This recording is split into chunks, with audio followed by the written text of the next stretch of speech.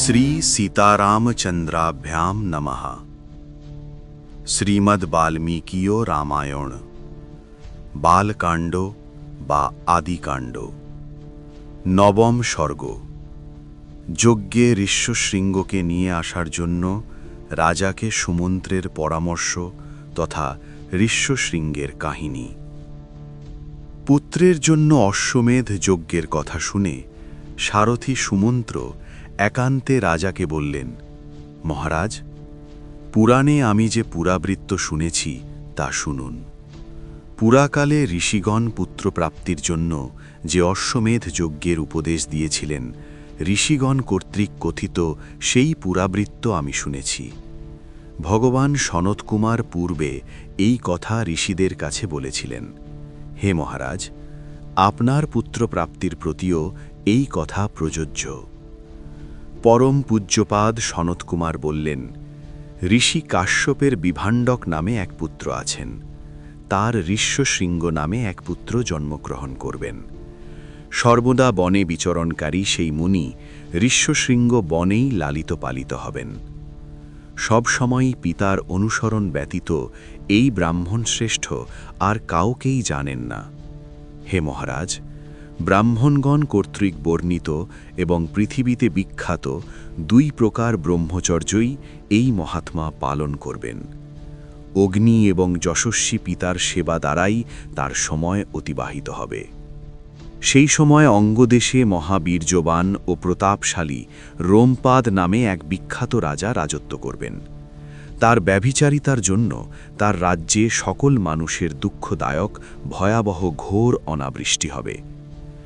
রাজ্যে অনাবৃষ্টি হেতু দুঃখিত রাজা শাস্ত্রজ্ঞান সম্পন্ন ব্রাহ্মণদের সমাদর করে নিয়ে এসে বলবেন, আপনারা শাস্ত্রের বিধি অনুসারে কর্মকুশল এবং লোকচরিত্র ও সংসারের স্বরূপ সম্বন্ধে প্রাজ্ঞ। অতএব যাতে আমার পাপের উপযুক্ত প্রায়শ্চিত্ত হয় সেই রকম কোনো বিধির নির্দেশ দিন। অতঃপর বেদজ্ঞ ব্রাহ্মণ শ্রেষ্ঠগণ রাজার দ্বারা এইরূপে অনুরুদ্ধ হয়ে বলবেন, রাজন, যে কোনো উপায়ে বিভাণ্ডক মুনির পুত্রকে এখানে নিয়ে আসুন। হে পৃথিবীশ্বর, বিভাণ্ডক মুনির পুত্র ঋষ্যশৃঙ্গকে নিয়ে এসে সংবর্ধনা জানিয়ে শুদ্ধ চিত্তে শাস্ত্রীয় বিধি অনুসারে তার হাতে স্বকীয়া কন্যা শান্তাকে সম্প্রদান করুন। সেই ব্রাহ্মণদের কথা শুনে রাজা চিন্তা করবেন কি উপায়ে সেই বীর্যবান ব্রাহ্মণকে এখানে আনা যায়। অতঃপর মনস্বী রাজা মন্ত্রীদের সঙ্গে আলোচনান্তে স্থির সিদ্ধান্তে এসে পুরোহিত এবং মন্ত্রীদের সম্মানিত করে বিভাণ্ডক মুনির আশ্রমে পাঠাবেন।